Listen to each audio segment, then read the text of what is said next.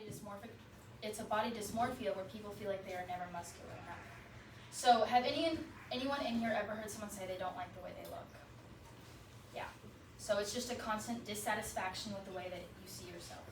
So one day, someone who has bigorexia may walk past a mirror and be like, wow, I look really good, I look really big. And the next day they may walk past that same mirror and be like, wow, I look weak, or I look fat, or I look skinny, I look the same way I was before I embarked on this journey. So, do any of you guys in here do a sport or go to the gym? What do you do? I do soccer. Soccer? You know? Basketball. Basketball? So, this is more personal, it's optional. Have you guys ever compared yourself to another person in that sport? So, I'm an Olympic weightlifter. I have been for the last 9 years. I'm also a level 1 and level 2 coach, which is the highest level of a coaching degree you can get in my sport. I've been coaching in summer camps. I've coached older people. I've coached little people. I've coached people who are on the spectrum. I coached a lot of different people, and I've gotten to see how people move in different ways and how they move with their body, because every single person trains differently, learns differently, and adapts differently.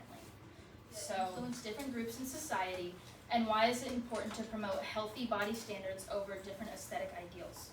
So this really matters because in our society, people are affected from bigorexia in different ways. Obviously, everyone is affected from everything differently. So it really just shows your own personal experience with it. And it also raises the question of, do we value our health, or do we just value the way that we look and how other people perceive us? My book I got to read, it's a biography by Goodman. It's called Bigorexia, An Obsession with the Iron, and it follows through Patel's life. In the book, we get to watch as he grows up in a toxic household with an abusive, both mentally and physically, father, and a neglecting mother. And through this time, beginning in the gym, he begins to notice that some things become repetitive and even an everyday habit.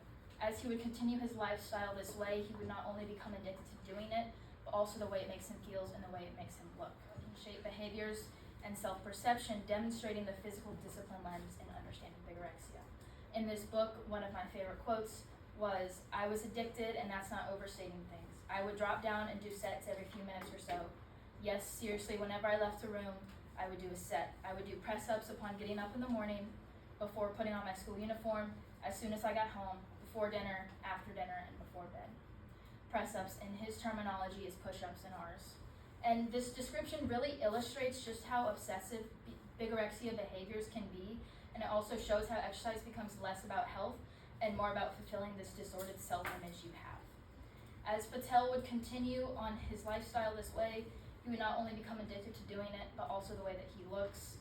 So, like I said, one day you may see someone walk past a mirror, think they look really great, and the next day it would be very different. So people with bigorexia definitely struggle with this on the daily, regardless of their progress. They will still see themselves as the person that they once were. As you can tell, he's very large compared to me. He's about 6'6", 330 pounds, which means he's an open class bodybuilder. He's in the bulking phase, so there's no leaning out and there's no cutting.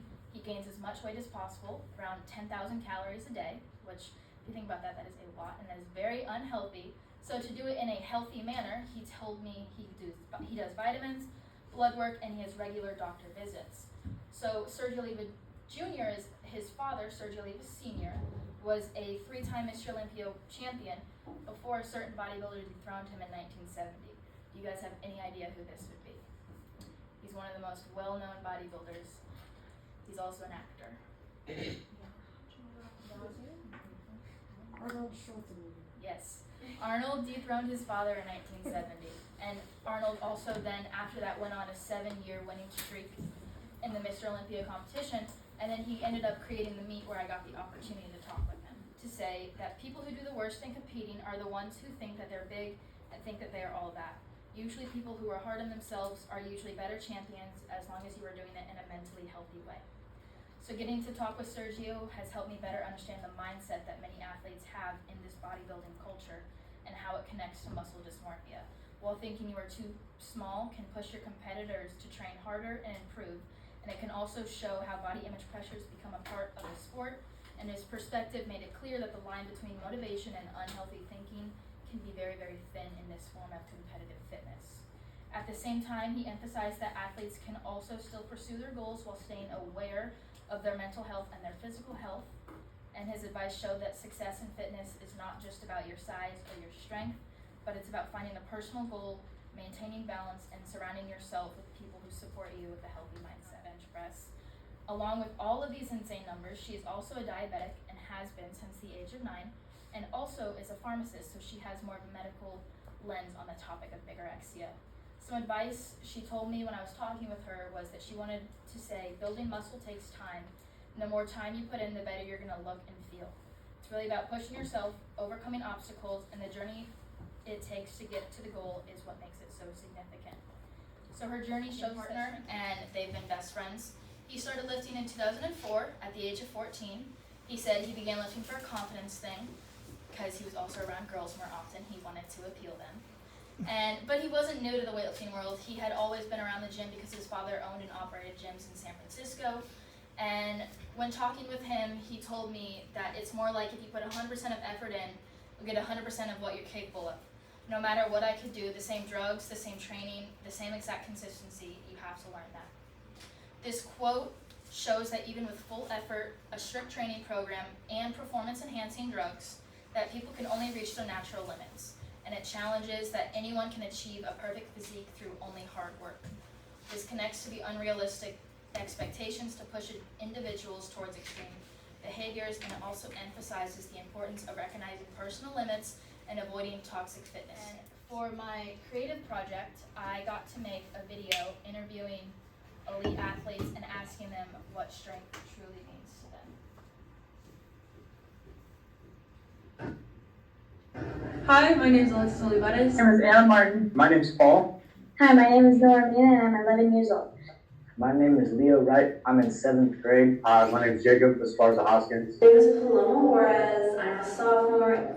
Hi, I'm Ava Fugate. I'm a senior. My name is Ashton Reeser. I'm a senior at Bishop Miege. I play soccer and I plan It's not just me trying to spread information, it's me trying to spread awareness. That the pressure to meet these unrealistic body standards is not, it's harmless and it affects people's mental health, their self-worth, and even their lives, especially ones we may hold close to us. Moving forward, I don't just want to understand this issue, I want to be a part of changing it. And that means I want to challenge toxic expectations, promote healthier and a more realistic view of what strength actually is. Because strength is not just how you look, it's how you live. Thank you.